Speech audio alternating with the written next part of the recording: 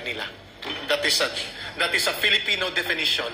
Nasaan pong mga bayag ng mga senador at mga kongresista para hindi makita ang validity and necessity of urgency of this kind of very dangerous to the national security na nangyayari ngayon sa mga revelations na ito na nabubulgar dito. Miss Maharlika, before we shift dito sa election criminal violations nila sa Omnibus Election Code. Miss Maharlika. Pinakamahalagang mawala na sila sa pwesto ngayon na. Kung pwede, ngayong araw, ngayon na. Dahil sa, napag-usapan na natin maraming beses na yung tanong mo, bakit walang, bakit natitengang kawali itong mga senador, itong mga sa Kongreso? Eh alam na natin si Tambaloslos, wala nang kaduda-duda dyan. Pero pagdating naman sa Senado, gusto kong hamunin ngayon. Si Senate President Zubiri. Sige. Huwag mo nang hintayin na ilabas ko ang mga bagay na kinasasangkutan mo. Ayun.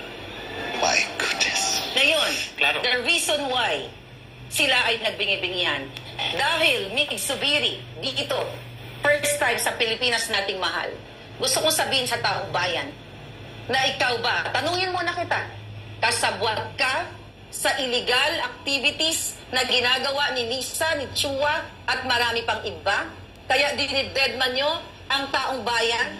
Kaya wala kayong pakialam sa taong bayan? Hindi nyo dinidinig ang hinaing ng mga Pilipino na kung saan meron kayong pananagutan sa amin, sa bawat isa? Bakit?